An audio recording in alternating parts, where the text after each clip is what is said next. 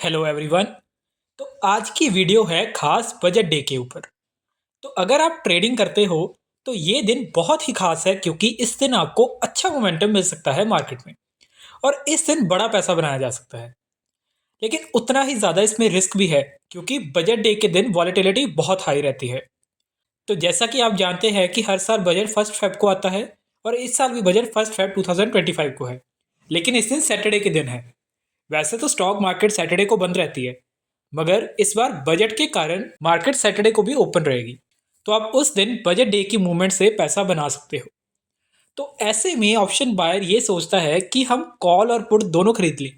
तो दोनों साइड में मार्केट जहां भी मूव देगा हमें उस साइड से फ़ायदा मिल जाएगा और इस स्ट्रेटजी को हम स्ट्रैंगल कहते हैं। तो हाँ, ऐसा हो सकता है। लेकिन एक बात का ध्यान इसमें रखना पड़ेगा कि बजट की वजह से, जैसे मैंने पहले कहा कि वॉलेटिलिटी बहुत हाई रहती है, तो उसकी वजह से ऑप्शन के प्रीमियम नॉर्मल डेज के मुकाबले आपको काफ़ी हाई वैल्यू पे मिलेंगे वॉलेटिलिटी की वजह से, और जिसे हम आईवी भी बोलते हैं। तो ऐसे में अगर तो आप सही डायरेक्शन पकड़ पाओ तो अच्छी बात है, लेकिन अपने कैपिटल साइज को थोड़ा छोटा रखना क्योंकि ऐसे में लॉस होने का भी रिस्क बहुत ज़्यादा रहता है। तो जैसे ही बजट अनाउंस होता जाएगा और बजट में क्लैरिटी मिलती जाएगी तो वैसे वैसे वॉलेटिलिटी कम होती जाएगी और आईवी क्रैश कर जाएगी, जिसकी वजह से ऑप्शंस के प्रीमियम तेज़ी से गिर सकते हैं। तो ऐसे में ऑप्शन बायर को नुकसान भी हो सकता है। तो अगर तो आप सही डायरेक्शन पकड़ पाते हो तो बहुत अच्छी बात है, लेकिन इन केस मार्केट आपके अगेंस्ट मूव कर गई तो आपके ऑप्शंस नॉर्मल डे के मुकाबले ज़्यादा तेज़ी से गिरेंगे। तो इसके लिए अपनी रिस्क को पहले ही मैनेज करके चले। अब इसके बाद एक डाउट रहता है कि ट्रेड लेना किस में चाहिए, कौन से इंडेक्स में ट्रेड करना ज़्यादा अच्छा रहेगा, सेंसेक्स में या निफ्टी में। तो मैं आपको यही सजेस्ट करूंगा कि आप निफ्टी में ज़्यादा ट्रेड लें एज कंपैरिजन टू सेंसेक्स, क्योंकि निफ्टी की एक्सपायरी अब थर्सडे को होगी तो उसमें काफ़ी टाइम बाकी है। तो एटलीस्ट आपने जो भी ऑप्शन बाय किया होगा उसमें टाइम डिके का इफेक्ट थोड़ा कम रहेगा। तो जैसा कि अगर हम पिछले बजट्स के टाइम मार्केट मूवमेंट को देखें तो पिछले 2 साल मूवमेंट थोड़ा कम रहा है। लेकिन अगर पहले आप देखो तो बजट डे पर एक अच्छा मूवमेंट देखने को मिल जाता है। 2021 चलो एक एक्सेप्शन केस था जिसमें लगभग 8% का मूव देखने को मिल गया, बट उससे पहले भी हर साल काफ़ी अच्छा मूव देखने को मिल ही जाता है। और बजट के बाद भी अगले 10 दिनों में आपको काफ़ी मोमेंटम मिलता है जो कि आपको एक अच्छा रिटर्न बना के दे सकता है कुछ ही दिनों में। और इस बार के बजट से लोगों को काफ़ी उम्मीद है कि कुछ बड़ा और पॉजिटिव आ सकता है। तो ये एक अच्छा मौका हो सकता है कि आप एक बड़ा प्रॉफिट कमा पाए। तो अगर आप ऑप्शन बाइंग करना चाहते हैं तो ध्यान से करें, और मेरी सजेशन ये होगी कि आप 1 से 1:30 बजे तक ही करिए। उसके बाद आईवी बहुत तेज़ी से क्रैश हो सकता है क्योंकि उसके बाद बजट में क्लैरिटी आ जाती है बजट मार्केट के लिए पॉजिटिव था या नेगेटिव। तो ऐसे केस में ऑप्शंस के प्रीमियम गिरने लगते हैं, और इसलिए आप 1 से 1:30 बजे तक ही ऑप्शन बाइंग पर ज़्यादा ध्यान दें। और अगर आप ऑप्शन सेलिंग करना चाहते हैं तो कम से कम 1 से 1:30 बजे तक ना करें, उसके बाद ही करें, क्योंकि उस टाइम जैसे मैंने पहले कहा कि क्लैरिटी आएगी तो ऑप्शंस के प्रीमियम गिरने शुरू हो जाएंगे।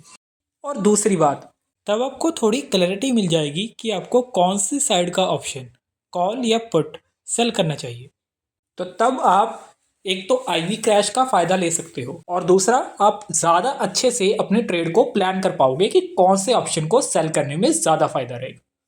मैं एक चीज़ दोबारा ज़रूर कहूँगा कि आप अपने कैपिटल साइज को बजट डे के दिन थोड़ा कम रखिए, क्योंकि जितना ज़्यादा हाई प्रॉफिट होने के चांसेस है उतना ही ज़्यादा हाई रिस्क भी है।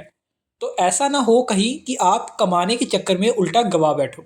तो इसलिए अपने कैपिटल को थोड़ा छोटा रखिए और अपने रिस्क को पहले से ही सेट करके चले कि आपको मैक्सिमम कितना लॉस लेना है, ताकि इन केस मार्केट की मूवमेंट आपके फेवर में ना भी हो तो भी आपको पहले से ही पता हो कि आपका लॉस कितना मैक्सिमम हो सकता है। अब इस बारी हो सकता है कि क्रिप्टोज में भी आपको एक अच्छा मूव देखने को मिल जाए। तो जैसा कि आप जानते हैं कि क्रिप्टोज को गवर्नमेंट ने वर्चुअल डिजिटल एसेट की कैटेगरी में रखा हुआ है और इस पे अभी 30% टैक्स रेट लगता है। तो अगर इसमें कोई टैक्स रिलीफ मिल जाती है तो आपको बिटकॉइन या बाकी क्रिप्टोज में भी अच्छा मूव देखने को मिल जाएगा।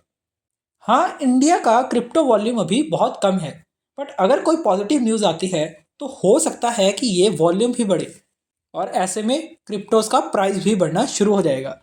तो आप क्रिप्टो में ट्रेड करके भी इस दिन एक अच्छा पैसा बना सकते हो। और इन केस क्रिप्टोज पर कोई बुरी खबर आती है, जैसे कि एक ये भी बात हो रही है कि क्रिप्टो के ETF जो है वो करंटली 12.5% टैक्स रेट में आते हैं। हो सकता है कि गवर्नमेंट उनको भी वर्चुअल डिजिटल एसेट्स में डाल के 30% फ्लैट टैक्स रेट लगा दे। तो अगर ऐसा कुछ होता है तो क्रिप्टो में आपको एक अच्छा डाउनफॉल देखने को भी मिल सकता है। तो एज अ ट्रेडर आपको थोड़ा कॉशियस रहना होगा, लेकिन अगर आपने किसी भी साइड का मूव पकड़ लिया तो ये आपके लिए बहुत फ़ायदेमंद भी साबित हो सकता है। तो क्रिप्टो में ट्रेड करने के लिए आप कॉइन DCX पर अपना अकाउंट बना सकते हैं, क्योंकि ये इंडिया में रेगुलेटेड ऐप है और इस पर क्रिप्टो में ट्रेड और इन्वेस्ट दोनों किए जा सकते हैं।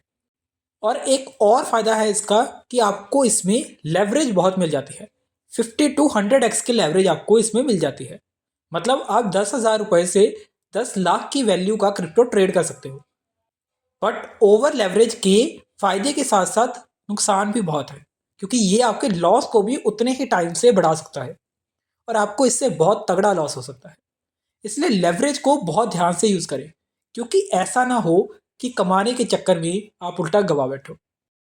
तो बजट के दिन आप एक क्रिप्टो में अच्छा बेनिफिट ले सकते हो, लेकिन अगर आप कम रिस्क लेना चाहते हो तो आपको इंडियन मार्केट में ट्रेड करना चाहिए। और वैसे यहाँ भी आपको पैसा डबल करने का मौका मिल सकता है, बस अपने लॉस को सेट करके चले। मैं ये बात इसलिए बार बार कह रहा हूँ क्योंकि कई लोग ज़्यादा लालच में अपने लॉस को सेट नहीं करते। और अगर यहाँ पे आपको रिटर्न्स ज़्यादा दिख रहे हैं तो इसका मतलब ये नहीं है कि आपको रिस्क कम होगा, आपको रिस्क भी उतना ही ज़्यादा फेस करना पड़ेगा। तो सबसे पहले अपनी कैपिटल को प्रोटेक्ट करके रखें, उसके बाद ही उस पर रिटर्न कमाने के बारे में सोचें। तो आज की वीडियो में इतना ही। अब मैं कल बजट के बाद उसके ऊपर भी वीडियो बनाऊंगा और उसके बाद कुछ ऐसे स्टॉक्स भी देखेंगे जिसमें अच्छी इन्वेस्टमेंट अपॉर्चुनिटी हो।